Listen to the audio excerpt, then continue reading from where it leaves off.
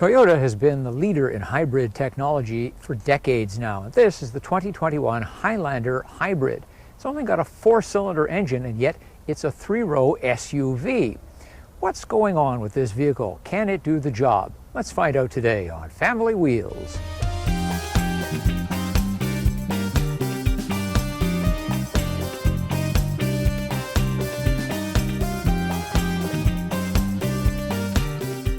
The SUV has been synonymous with gas guzzler since Ford bolted a roomy 4-door box of a car-like body onto the frame of the F-150 pickup and started a revolution. But Toyota offers an option, putting its world-leading gas-electric hybrid powertrains into ever more vehicles. Among the latest to get the hybrid treatment is the 2021 Highlander.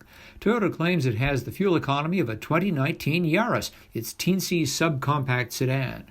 The other part of its value proposition is relatively attractive pricing. However, it is not a leader in power, handling, or space. We'll get to all that shortly, but first, let's check out the exterior and interior. The Highlander is a conservative design befitting a conservative company, and although Toyota has persevered with large grilles, the Highlander's is less terrifying than some, and the rest of the body is as understated as they come, the rear fender flares sweeping tastefully into the taillights and liftgate. It does not have the lively wedge shapes that dominate the RAV4. The two-tone interior of our top-spec limited Highlander has heated and ventilated leather seats. Lower specs get Toyota's excellent synthetic material. There's the usual host of features expected at this level, including multi-zone climate control. There's a wireless charging pad under the center armrest. The Limited gets a panoramic sunroof too, but it'll cost you an extra $2,000 to get a head-up display, 360-degree parking cameras, larger 12.3-inch center display, rain-sensing wipers, second-row captain's chairs, and 20-inch rims in the Platinum package. Second-row seats are also comfy with ample legroom, but the third row is stingy. Kids only, and no gangly teenagers either. A rear-facing child seat really eats up space, but the Highlander passes the test, which also means a forward-facing child seat or booster seat will fit with no problem. A video difficulty means we can't show you our usual 3 grocery bags, backpack, and stroller going in, but I can tell you the Highlander accommodated all of them with the third row up after I loaded the stroller vertically.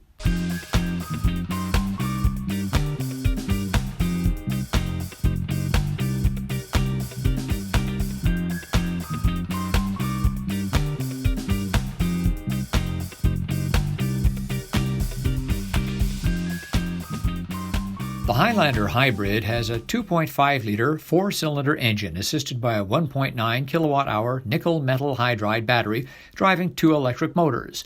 Total output 243 horsepower. That's 52 less than the non-hybrid 3.5-liter V6 Highlander. In truck terms, it means the gas version can tow 5,000 pounds, while the hybrid Highlander can only pull 3,500. But the hybrid is about saving fuel while hauling the family. It's listed as using 6.7 liters per 100 kilometers, 6.8 highway, 6.7 average. The V6 is rated at 11.8 liters per 100 city, 8.6 highway, 10.3 combined. Thus, the hybrid uses 35% less fuel than its sibling. Driving 15,000 kilometers a year and paying Vancouver gas prices, currently $1.44 a liter, the hybrid costs $1,447 to fuel, while the V6 is $2,225 or $778 more. In the U.S., of course, the national average gas price is currently about 1/3 lower than Canada's, but the hybrid is still happy to use 35% less fuel in liters or gallons. Despite its small engine and lower horsepower, the Highlander had plenty of pep during my test, although it wasn't loaded with other people or stuff and wasn't towing anything. But the little engine, combined with the continuously variable transmission, definitely made a fuss under hard acceleration such as up a steep hill. And here's an oddity. That gauge on the left may be a tachometer, but it doesn't show engine revolutions. It just reads charge for regenerative braking, eco, and power for the rest of the dial. The main instruments, meanwhile, are not configurable in an age when all digital dashboards are the thing. The infotainment controller generally makes sense, and you can set up a home page to your liking, including touch buttons you can configure from multiple audio sources. Apple CarPlay and Android Auto will suffice for many users. The Highlander has a pleasant ride, luxurious for what amounts to a 2-ton truck that's more than 16 feet long, but in exchange for that softness, the handling just isn't there. Going into a corner, it understeers, meaning you have to give it more wheel to get around a curve. And when the front wheels grip, the back end reacts and kind of squats down on the outside rear tire. It's like the front and rear had a family fight and don't talk to each other anymore. It isn't dangerous, just don't pretend you're Kaz Nakajima driving a Le Mans winning Toyota hybrid race car.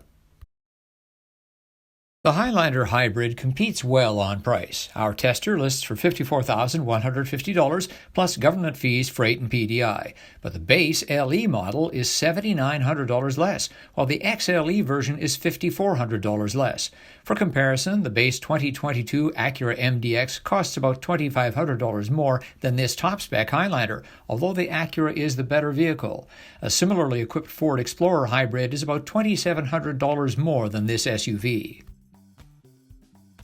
The Toyota Highlander Hybrid excels at saving gas, rides like a Chesterfield, and is attractively priced. Use it as a 2-row hauler and you'll have acres of room. On the other hand, its third-row seats invite leg cramps, and its handling is not for the sporty driver. But in the end, people who need a big vehicle and are tired of weeping each time they fill up could find themselves perfectly happy in this hybrid.